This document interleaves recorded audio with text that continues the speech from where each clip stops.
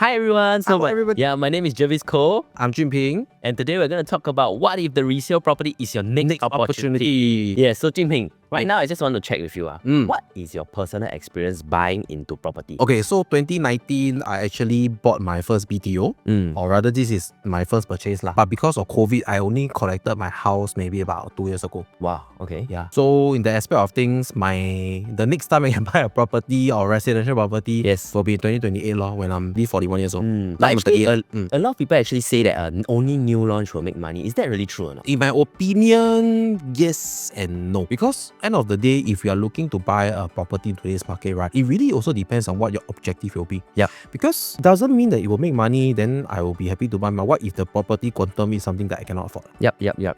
So for me, is that personally experience, right? Because we have a lot of resale transaction, we do a lot of resale transaction. A lot of people actually made money from the resale property post-COVID. But before COVID, if you take a look at the trend, right, actually resale property is actually a little bit more stagnant one. And resale properties are actually tend to have a little bit of higher risk. So just like what Jinping said, today we will cover some of your objective, and then we will show you how some of the resale properties that you can actually look out for. So Jinping, you can touch on your personal experience, is that right? Why currently at your age, you are facing a struggle of waiting maybe 3 to 4 years later, you will struggle buying the next quantum of property? Okay, so the thing here is that, like I said, I bought my BTO when I was 2019. Back then, I wasn't an agent lah. So I was just like every Singaporean, we just need to buy a house, right? Then the best house we always buy is BTO ma. So obviously, I followed the very Singaporean route. Then okay, so back then I was thinking that maybe after 3 years when we collect the house, then we stay for 5 years. After which I can sell and maybe move on to somewhere else lah. But then COVID happened.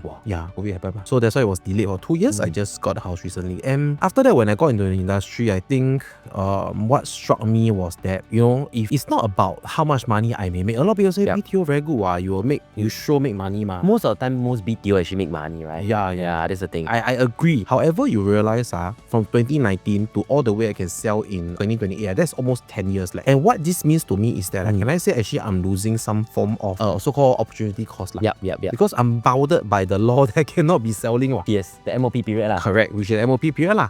So that's why given that aspect of things, you will realize that actually I have to watch opportunities pass by me over and over again. Yeah, actually that is very common nowadays, because a lot of people, especially when the new government PLH, everything is coming the Prime Plus, right? Yeah. A lot of people may see that, a lot of opportunity may be missed in the private resale market or even in the private sector. So for the residential. So a lot of this is why we actually doing this podcast, is starting off with the personal experience, is that we wanted to show you how a real life example actually may face being priced out in the property market. So this is a very real example. So I think Jinping is very generous to actually share his experience out to everyone. I hope. I mean, I need to be very clear straight up with you guys. BTO is still a good property to buy. Yes, it is. I'm very thankful that I have a home, I have a roof over my head. But whether if it's the best for asset progression or elevating your asset, it takes to be questioned lah. At the end of the day, I think you must take a look at your objective, affordability, and your current lifestyle. Correct. Yeah. So I think Jinping can share with us some of the numbers that we are actually... I just want to show you a simple thing. So we talk about in terms of, okay, we look at this two part here first. So this is where the loan, so-called how much loan we can actually get. Imagine now, yes, the TDS, right? So now I'm 38. Imagine I'm earning 10,000. You can see that if I want to buy a private, my max loan is only how much? $1.08 million. Okay? That means to say, right, based on the max loan, my property price is about 1.45 million. Okay? So if I were to wait, I have to wait, 41 years old. Of course, my income also increase. I say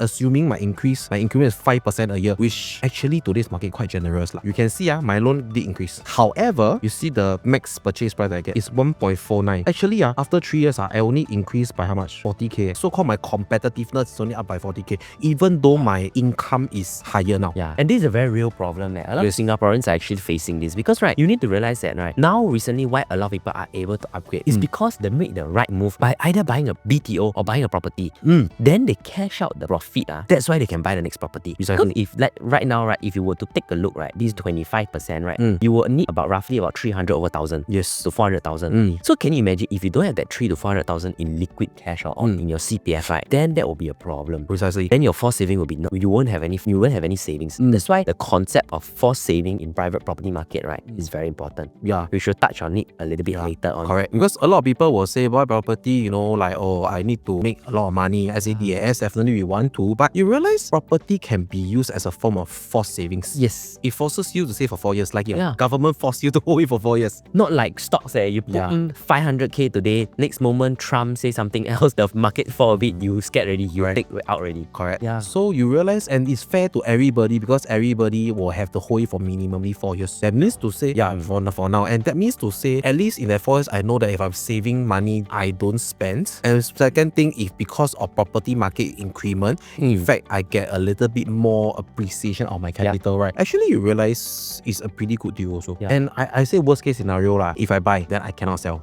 But if I can stay there for a few years, even if I retire there, I fully pay my loan at age 65, my property price is still worth that property. It's still brick and mortar anyway. That's why I want to show you this example, right? Can you imagine if your income just increased by a quick 5% per year, your loan increased by almost like maybe like about 40,000 only? The purchase price power lah. Maybe your cash can be more. But right, one thing, right, I think Jinping, you can share this part over here. Okay, so imagine today, okay, so we talk about property price. This is actually panorama that I show you an example. You can see 2016 to 2019, 3 years period. Before COVID, Before COVID, this is before COVID. 22% growth, sorry. 2020, 2023, 29% growth. Even 2022 to 2025, I still see 15% growth. Bro, ask you, this property how old are you? this property is considered from 2014, 2015 period. So you realize that at this point of time, this is almost 10 years old. I can still see 10% growth. And you realize, if I do, of course, this is the total growth that we see, but if you split it over 3 years, you realize we definitely see higher than 5%. So my question is very simple. Given that my increment a year can be 5%, but if my property price increase more than 5% a year, am I chasing the market? Is that what we are saying? This term called what? Priced out. And this is really how people get priced out. Yes. Because the 5% increment is increment in the quantum of the property price. 1 million increase 5% is a lot of money. 50,000. 2 million, 100,000. Precisely. And today we take a look at the absolute quantum, which we can see in the graph over here. You can take a look over here, right, in the graph. From just this period from 2020 to this period of 2022, you can see that the quantum jumped by 500,000. Can your income catch up, or can your savings actually catch up or not? That is the very important question we need to ask ourselves. Correct. That is how people are slowly getting priced out. That's why a lot of people find themselves getting priced out by new property. Yes. It's getting smaller and more expensive. Like PSF is getting more expensive also. Later we'll show you on the price point. And people feel that it's expensive because slowly, income may not be able to chase so fast. Precisely. That's why property is a very, very important for saving concept. Correct. Because end of the day, you can tell your boss, my property price, I need to increase more so that I can chase property price. I think your boss maybe will ask you. Yeah, that's the thing. That's why the property price in Singapore, because property is a need in Singapore. It is not a want. Yeah, everybody needs a roof over their head. Correct. And this is a need-based demand. Yeah. Correct. So if it becomes a one, like the 1 and 2 bedrooms or 1+ study, that's why nowadays you see 1 and 2 bedrooms, the capital appreciation or the growth of 1 to 2 bedrooms is a bit slower. Yes. Because it's a one basis. So that's why we see that every time when you buy a property, you need to see what is your objective. Correct. Own stay, investment, or both together. That's why you need to find someone to guide you through. Be logical and not emotional. Okay, so this part we are clear. The next thing I want to ask you, in terms of property price, why these 2 years in terms of property price they can jump so exponentially? Oh, good question. Why? We see the next slide. Yeah. Okay, this is one thing that we face very often. Yes. If you have seen the news, some people are happy, some people are not so happy. Why? These are actually the expensive land, or rather say the land prices that the developers have bid. The latest one that we have seen, okay, Newton site, okay, at over $566 million. This one, the PSF PPR is 1820 PSF PPR. This one, right, is not the selling price that they're going to sell you. This is how much they bidded for the land. Just for the land. Just for the land. Haven't include cost, construction, manpower, etc. Then you can see things like even ECs in today's market. You see 786. We see what 690 plus. You see CDL. So what are some of the price you may think that will translate to maybe next couple of years? If we are looking at, let's say we talked about Newton side, because I've actually done up some content and some research about it, right? Yeah. You will minimally see at least about 3,000 PSF starting from, because end of the day, right now you will realize developers want to make money, but materials are also expensive, manpower is expensive, cost is very high. Given the aspect, they definitely will have to charge you higher in order to make a profit. Especially if you are a resale buyer and you actually in a renovation sector, you can see that renovation cost is so expensive now. Precisely. Manpower is so expensive, materials is so expensive now. What more for developers? Precisely. Yeah, that's why they got no choice.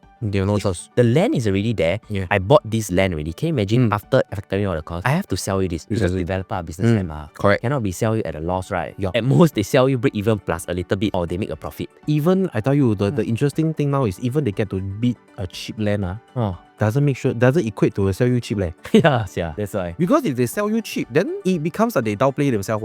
And if they sell you cheap, then they need to answer to their board of directors like why you sell so cheap. Yeah. And also, don't forget, one more thing a lot of people don't know, right? A lot of all these selling prices that we see, is not just determined by the developer themselves. Okay? Yes. The banks also play a part.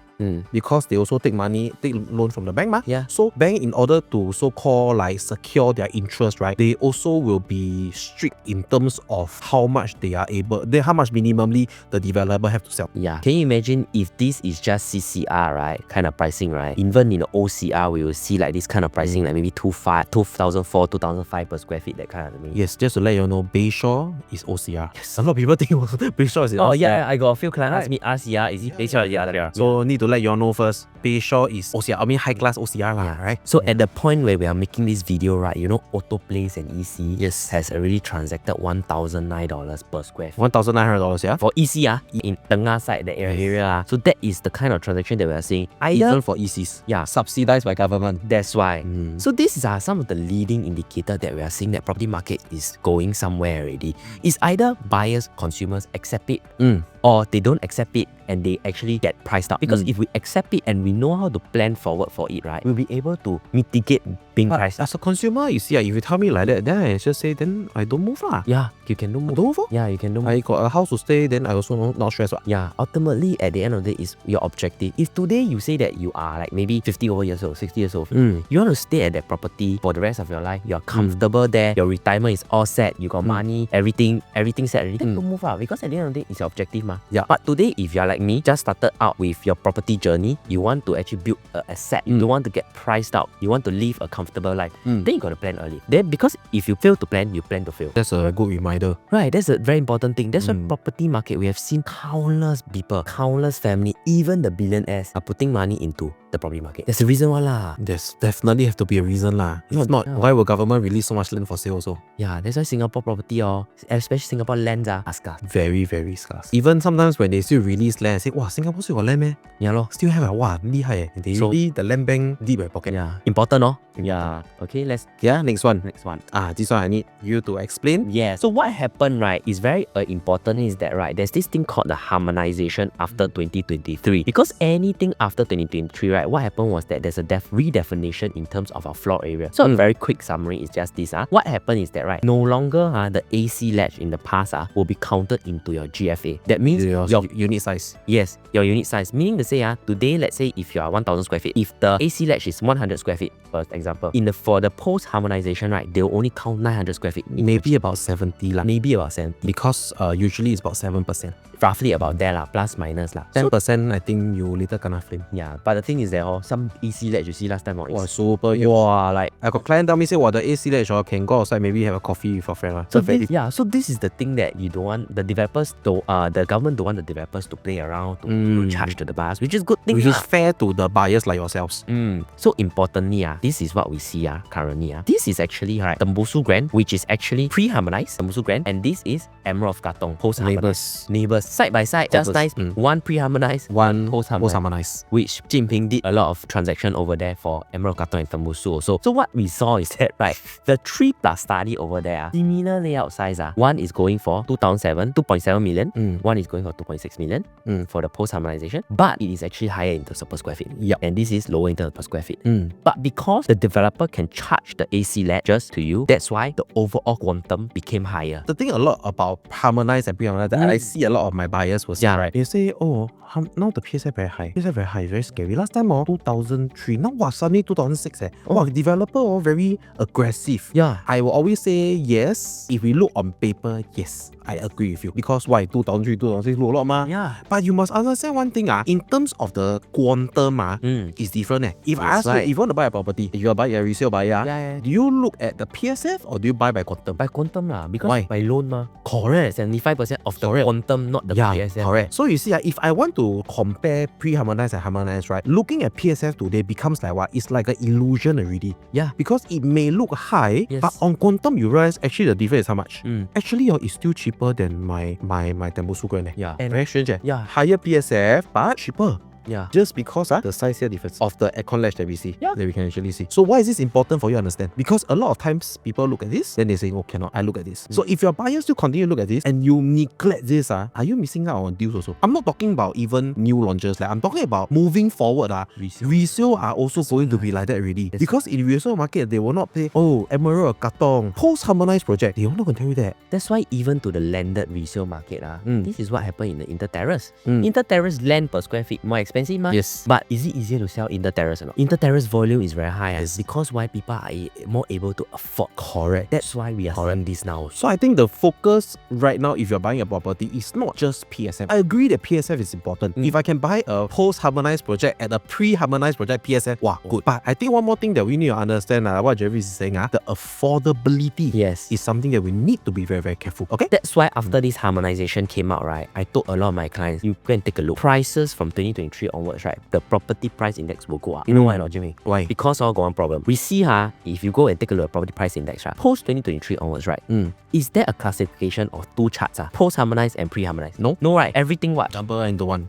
Jumble into one. So what happened is that, right, the post-harmonized properties, right, are actually per square feet more expensive. Correct. So the PPI don't have any classification. Everything jumble up. What will happen to the average and the mean? Go up. Lor. So that is what we saw in the market also. Because even if you see in the long run, 2020 to 2025, we saw that property prices in just the RCR region, right? The rest of central region. Yeah, rest of central region, right, we saw at a 41.9, 42% increment. And if you take a look over here, from 2023 onwards, right, you saw that the property prices also went up very stably. So why am I sharing this with you? It's because, right, today, if you are still able to use the harmonization rule to do it for your benefit, to spot for investment opportunity, this is a really good advantage. Precisely. This is a very advantageous position for buyers and investors to put themselves into the market. Especially when you buy into areas on the resale that has post-harmonized new launches in that area. Because why? Illusion that today, property market in the per square feet for new launches is expensive a lot. And the resale there is still cheap. Precisely. So people will still want to go and buy the resale. An example would be Ollie and Gem Residences. When Gem Residences first came out, right, Gem Residences were transacting at 1,007 to 1,009 per square feet. After Ori came out, right,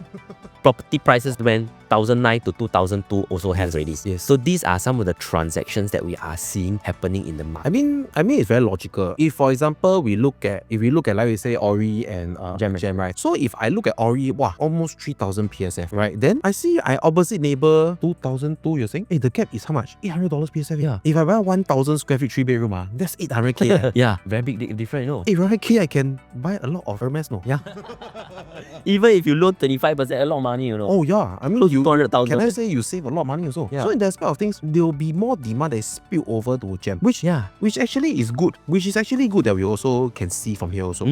Yeah, so that's why whenever we see, right, we take a look at some case study also in the market. So let's give you an example. Recently, right, we met a client. The client was actually looking at Clementi Jurong area, needing to upgrade from EA HDB in the West region because need 4-bedroom got family So budget around 3 million, which is a very common budget now. Yes. 2 to 2.5 to Family 3 million. profile, yes. Yeah. So what happened is that, right, these are some of the problems that they face. Yes. Right, Jimmy? Yes. What are some of the problems? Actually, when we first met them, they were quite skeptical because they said we don't want to buy new launch. Because they say a lot of agents say new launch good. Yeah. But as a family profile, 5 people, how am I going to find somewhere to stay? I need to rent. Correct. The renting is not just about the money, but the whole logistics thing about it as a family is uncomfortable. And to impose on someone else like a parent or whoever house, right, can be quite imposing also. Yeah. Because it's 5 of them. And also, but eventually we actually guide them through. They were actually thinking whether to sell or not sell. Why? Yeah. They say property price are increasing. I don't know whether I can afford. Or the worst thing is, what if not property price, then I buy wrong unit how? Yeah, lor. That is why they were sitting on the fence. And they want to buy resale because their turnover rate don't have time. Yeah. The kids also don't want to like that. Yeah, lor. And most important,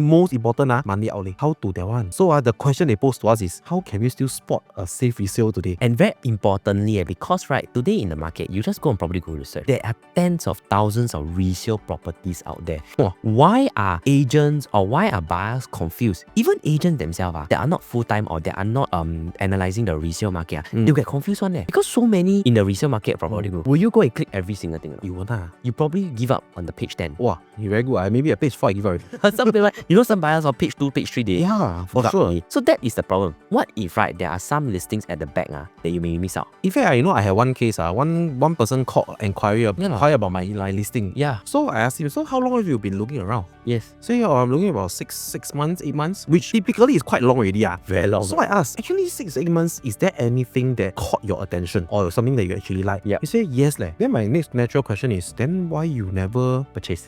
He said, I'm not sure whether I'm overpaying or not. I'm not sure this one next time I buy, is it dangerous or safe? So that's why it actually got us thinking that actually resale today, right? I think a lot of buyers want to buy, but don't know how to buy. That's why for us, right, we actually help a lot of clients actually buy into resale property, still make money, they still fulfill their requirements and their needs. And at the end of the day, you don't want your property to become your liability. The worst is don't make money, am I like? Lose money how? Yeah. So that's why we came out with this. For all our clients, we wanted to share with y'all, we must always how to spot safe resale purchases. So example, right, today, if let's say my client looking for a $3 million budget to 3.2, let's say max is $3.2 million, 4-bedroom in the West region, what are your options? So for us, right, we always do up a list and a chart for our clients like this. What we always do is that, right, we'll ensure that we will show our clients what are the resale. For example, now here, we have 65 resale listing and 52 new properties available. New properties unit. Because why do we want to give them this comparison? At least I want to know what my choices ma. Yeah, exactly. Today you want to buy a car. You want to know today you buy this Mercedes, you got BMW, what are your other options also, right? Yeah, because I'm looking to buy a car. Buy a Porsche. So that one is next exact class, right? So that's why, right, we always let our clients see a clarity of what they can buy, not just product pushing. Yeah, I think that is a very key word to talk about. This is what called clarity. Clarity. I met so many buyers, they like buying a property when in a very foggy environment where everything is like, they touch and feel kind. Ask you, is it dangerous or not? Very. $3 million, Yeah. So I got clients, right, 2-3 years ago now, they just met me as their agent, right? They told me that 3-4 years ago, they never seen anything like this kind of lease, right? They just go a property guru, their agent say that, you want to buy? They just bring them to buy. Yeah. And it's scary because, right, today you buy one property in this area. For example, for us, you will say that, you have about 65 listing plus 52. You got 100 over units for you to choose from there. So is that more clear? It's clear. Is that clear? Better. Right? So you need, for your own property purchase, you need this to happen. Precisely. You need this list, you need this clarity. But what if now I tell you we got almost 100 over listings but what if, right, we have a framework to actually be able to help you to spot a safe resale purchase more systematically? Yeah. Would that actually be more efficient, save time? And beneficial. Ask you, actually go viewing fun or not? What is the record that you have one weekend? How many viewing you buy? Wow, one weekend I think close to 15 units one weekend like that. One weekend 1 day or 2 days? 2 days. Wow, your buyer stamina quite good. No choice. For big project, so one unit or one development, maybe 5. Next development 5 like that. If you out there are also experiencing this, I say your stamina very good. My buyer also fatigued after that week. Fatigue, I tell you, you ask them what does the third house look like? They tell you they can't remember. They can't remember what? Nobody can remember. That's why people stamina only what? My one maximum 1 day 3 to 4. They already tell me say, I cannot absorb it. Because every unit you see, the agent or there are some information you need to absorb. There are certain details you need to take note. Because seller agent job is what? To sell you. Correct. That's why when you go every single, you get sold by them. Correct. So you get brainwashed by them. So the first one and the last one you forget already. Precisely. So that's why I think what was very important there, how we can become more efficient or how we can save time, right, is to make sure there is a certain framework to be able to help you to, at least you can scale down a little bit out of the 60 plus listing. If I can scale it down to maybe say 30. Yeah.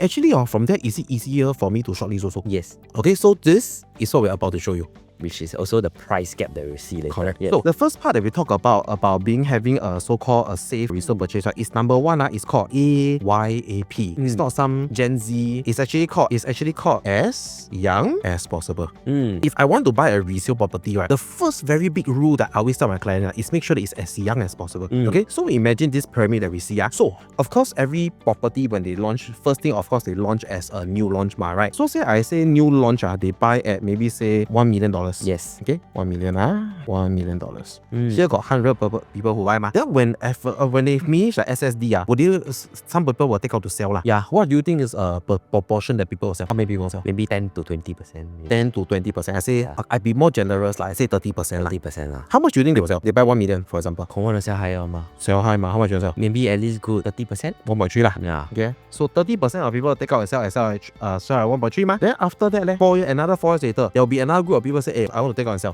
How much will they sell this time? 1.5. 1.5 lah. Now market slow a bit, my property a little bit older ma. Yeah. But the 30 packs also, is it also 30 packs going to take out and sell? Or is it also 30% rule? Maybe. I apply 30% rule lah. So I say got 9 packs here. Eventually, there will also be another group of people may sell ma. Yeah. Can I say here, most likely it's the 1.8 to the 2 million mark. Then they will see at that point of time the market can sell how much ma. Can accept or not? Can accept or not ma? Yeah. So at this point of time, how many people will selling? 30% rule lah. 30% rule. 1 to 3 lah. Yeah. So I ask you, in today's market if now can I say if we want to buy, let's say we buy as young as possible yeah. or rather say we don't look at as young as possible, you buy here, actually okay for you no? Okay ma, let's say it's a 3-bedroom. Yeah lor. Right. Depending on the market. But only 3% selling lah. 3% selling to push the price for you, actually easy to push. Not very. Compared you are here 1.3 million, but got 30% pushing for you. That means to say I go into development left, right, center. If I want this unit type, right, minimally how much I have to pay? 1.3 million. Yeah. Can I understand? So that's why I always say we need to buy as young as possible for a resale property. Yes. I think this is one part that a lot of people miss out because we always look at what? I tell you, a lot of people look at here. A lot of people will say, wow, price. Yeah. Price. And they don't care whether it's young or old. They say, oh, property good. No, bigger. But bigger, the space must be efficient. But you realize I buy here, first thing, number one, I still got chance to make money, right? Because got people to push from me. Number two, you realize actually I buy cheap also. I don't buy as expensive compared to this guy over here. If I buy 1.3, at least cannot I sell maybe, I want to sell 1.5, cannot I sell 1.45, right? But if I buy 1.8, so who will support the price for you? Yeah lor. Right? That's why. Second thing is S over B. Okay, there must be more sellers than buyers. Yep. So we see this part over here. So this is a property in called Forestwood. So we can see on average, okay, from 2023 all the way to 2025, there are about 30 transactions over 3 years. So 3 years, I got 30 transactions. Then you see on average their price is about what? $1.4 million. Then we look at further back when it was just a sub sale. Okay, average price was $1.2 million. But within that 1 year, there were what? 21 resale transactions. Yeah. What this means to you is that within that 1 year, as a seller of Forestwood, how will you be feeling? Sure. Why sure? Actually, a lot of competition. Very stressful. Stressful. They come and see my unit. That means to say the fella go and see maybe my neighbor unit. No. Yeah. Then what will happen to me? Psychologically, the behavior of the sellers, will they dare to price the property very, the price, will they be very harsh or is it more softer? Cannot 吊起来卖咯. That's the word. I cannot hang up and sell. I cannot be too cocky sell my price because why? I have a lot of competition. Whereas we see after a few years when the so-called more or less already less transacted, I got lesser people come out to sell. My price become what? Higher. So the few sellers, they just wait. I just wait. I got holding power. I wait. Whether the seller hold for longer term to make the extra 200k worth it or not, we will do another video to show you. Yes. Today we want to focus on the resale buyers. Yes. So we must be on the buyer side. Yeah. Right. Yeah. So the thing is that my question here is it better to buy later or is it better to buy earlier? So that is why when the seller that is more than the buyer, can you see our advantage? We save almost what? 200k. 200k. This is a 2-bedroom that we're looking at. 200k. You think renovation for 2-bedroom can become like a palace? A lot. You can buy a lot of Rolex, a lot of bag. You can buy a car also. The saving of the 200k will means to say your monthly installment drop a lot more. Yeah, that's why. And can I say actually you will feel what? You feel safer. Right. This is affordability at the end of the day. Because at the end of the day, you need to take a look. Today, if I give you an option, you want to buy new or you want to buy old? What are the choices you say old? Let's say both is around the same price point. Will you buy new or buy old? Definitely people want to choose new, right? Just like how BTO is always more popular than resale HDBs. Yes. Yeah. But the thing is that because you can buy something new, you don't want to buy something that is used before. So that is the buyer psychology. If today I can buy something newer at almost the same price. That's why it's very important to have this particular chart, this particular list that we always do for our client, where you can take a look at and have more clarity of the new versus the resale. Correct. And you see what is the price gap in that and whether is it acceptable for you, and is it safe for the resale buyers or the buyers in this region. Correct. That is very important. The clarity that you get through this list. Correct. Over here. So I also also wanted to touch point on this part, right? That if today you choose a unit wrongly, right, how dangerous it is. Because this particular client, right, we're not gonna, it's this particular area, right? This client actually bought into this unit in January, right, 2024. This person actually bought for 2.98 million. Okay, he's the second owner. 3 months later, in April, the first owner sold to the second owner. Another unit. Another unit. Wow. 5-bedroom also. Wow. Slightly bigger unit, right? They sold the unit at 2.76 million. Cool. So this person immediately, right, suffered a paper valuation loss. Yes, that's why we see here the 239k. Yes, the 239k. Why am I sharing this with you? Because today, there is always a risk buying in the resale market. Correct. Because why is this so? Is because, right, the first owner over here will usually enter the lowest pricing, right? The lowest pricing, for example, this owner, all the 5-bedroom, right, they entered at around, right, $2 million, $2 to $2.1 million, $2.1 million. Then what happened is that, right, now in the market actually around there, everybody asking about 3 million. Maybe let's say some maybe asking at about 2.9 million, and etc. etc.